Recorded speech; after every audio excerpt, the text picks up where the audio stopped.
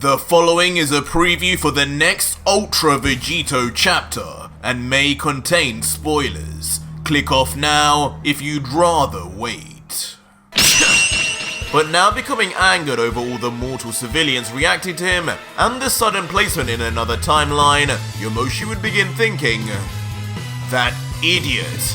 He used the time rings he stole to do this to me, didn't he? What does he expect? That I'll just be stuck here forever? Coward. Like that would even work. But as Yamoshi looks around pondering, the flustered Goku immediately looks to his once enemy Piccolo and says, Piccolo, listen, I don't know about you, but this guy looks like bad news. Everyone could be in danger right now if we don't move him away.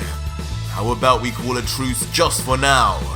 Just for a few minutes. You can get a free punch in later, I promise. To which the equally panicked on the inside Piccolo would respond, Fine, but just to be clear, I'm doing this only so I can fight you at your best, Son Goku. Once he's gone, you're next. Huh? He's here! But suddenly, as Goku and Piccolo agree, Yamoshi looks to the sky, suddenly noticing a spike of energy appearing out of nowhere in this strange timeline. Well, this brings back memories. As suddenly, Ultra Vegito finally reappears himself, seemingly not done with Yamoshi, even if in an entirely different timeline and universe. And like some kind of demonic angel, he descends to the ground slowly at first, saying, Yamoshi! Looks like me and you are going to be finishing this tournament. You ready? I'm about to make my big entrance! Before suddenly, down below, Yamoshi notices the God Killer shooting down at speed. As internally, the quite calm member of the Five thinks, Here? He wants to fight me right here with all these mortals around? This is his planet, isn't it? I thought this guy cared for the lives of others.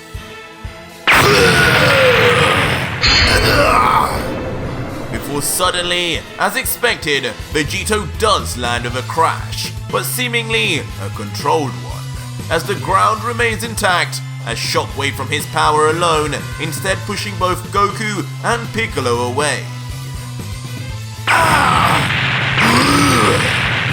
Sending both of the young warriors crashing into walls behind them, with loud impacts incapacitating them, but definitely keeping them alive as expected from Vegito. Whoa! What have we got going on here? Attention, ladies and gentlemen, 2 new fighters have entered the ring! And in typical fashion, the announcer just yells at what he sees, naively thinking this is all part of the plan. But Yamoshi, having seen enough, jumps from the stage unaffected by the impact of Vegito's fall. Before in an instant, he's already near the time portal in the sky, aiming to leave now rather than engage in front of the audience. But Vegito, who is slightly disappointed in his retreat, just looks up with an unimpressed closed smirk saying, Well, would you look at that? To think I was starting to like you, Yamoshi, and now you're running like the cowardly god you are. Come back here! And instantly giving chase, Vegito would leave behind everyone in the past and shoot off to the portal, chasing after the third.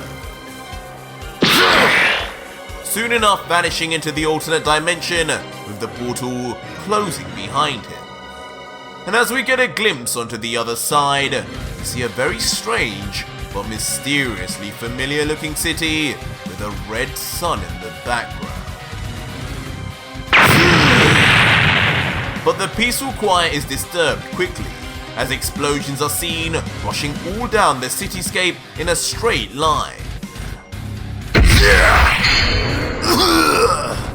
That's what you get for pulling me into these weird timelines, God Killer!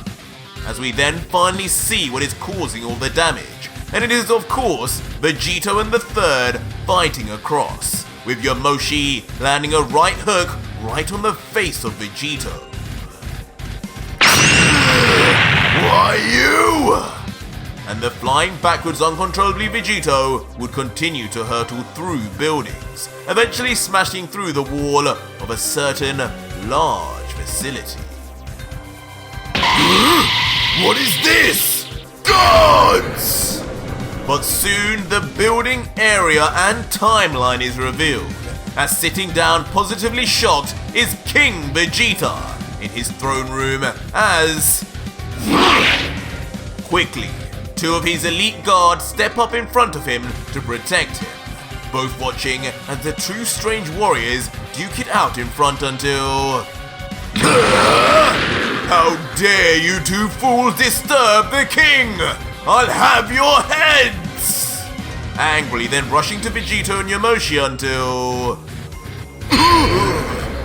Soon, their knuckleheads realize the power and caliber of the fighters in front of them, and the two immediately stop in their tracks, with the bold one saying, Rubble, I say you go first.